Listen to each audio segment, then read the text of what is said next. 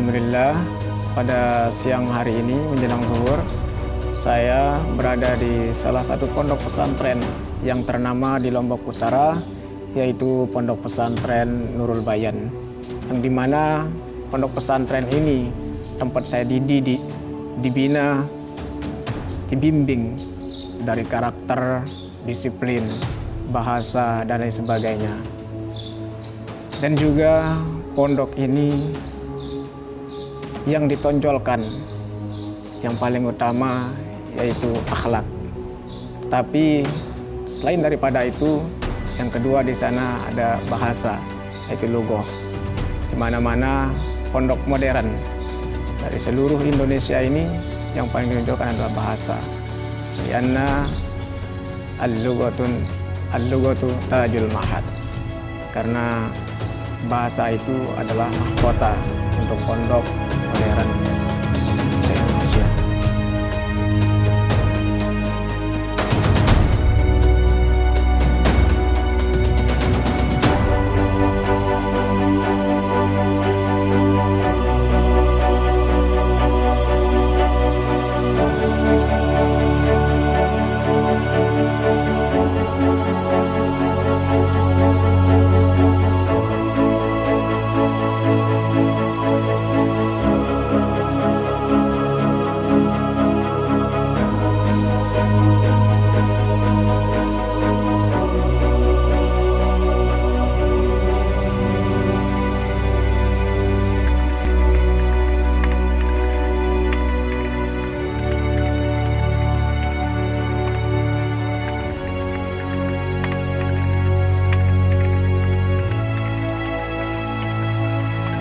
Baik, jadi begini, pondok itu harus memiliki jangka panjang.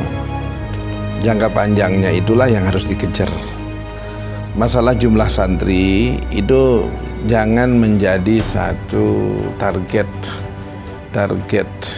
obsesi yang harus terwujud. Nanti kalau dia tidak terwujud bisa stres dia. Saya ingin punya santri 1000, nanti kalau tidak sampai 1000 stres dia. Saya punya santri harus 500, tidak sampai 500 juga stres nanti itu. Jadi berjalan saja, memaksimalkan yang ada, biar nanti ada taufik Allah. Tapi harus punya program jangka panjang.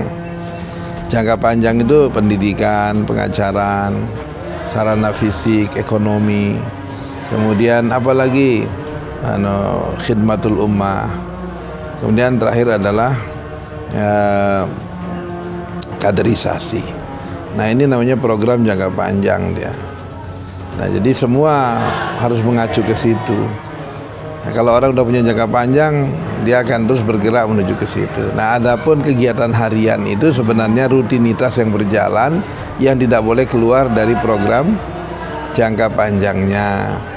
Maka Bama berbicara satu, pendidikan dan pengajaran. Bagaimana agar kelas tidak boleh kosong, gurunya betul-betul maksimal, pembinaan gurunya juga betul-betul bisa maksimal.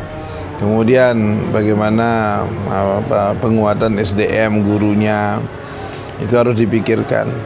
Berbicara pendidikan, pendidikannya juga harus maksimal. Bagaimana kepengasuhan santri, kontrolnya santri, penugasan-penugasan yang diberikan pondok kepada santri. Nah, itu harus berjalan secara maksimal. Jadi berbicara ekonomi lembaga, harus membuka unit-unit usaha yang menopang perjalanan pondok. Begitu. Agar pondok berkelanjutan harus kadernya juga kuat, maka harus dipikirkan proses kaderisasinya. Nanti agar pondok itu mengakar di masyarakat, perlu ada perkhidmatan di tengah masyarakat. Maka pondok itu harus betul-betul berkhidmat di tengah masyarakat. Nah, ini jadi semuanya itu sebenarnya mengacu kepada program jangka panjang. Sehingga kehidupan anak 24 jam itu di pondok tidak boleh keluar dari kegiatan-kegiatan, aturan-aturan yang berjalan di dalam pondok. Jadi 24 jam terus menerus bergerak untuk kepentingan pondok. 24 jam itu dari satu ke kegiatan-kegiatan yang lain itu bergerak secara otomatis. Nah, itu tujuannya untuk apa? Agar anak itu terisi, tidak boleh kosong. Sehingga terbentuk karakternya disebabkan karena tadi itu jadi ada ritme kegiatan yang sangat hidup. Maka di situ diperlukan disiplin. Disiplin hidup, disiplin bekerja, disiplin belajar, disiplin mengajar, disiplin begitu. Jadi intinya pondok itu memang harus terisi kegiatan. Kalau tidak maka anak akan kosong, nganggur, congok-congok, tidak jelas. Nah itu yang harus diciptakan kegiatan yang membuat mereka tidak berhenti untuk bergerak. Itu dah pondok itu.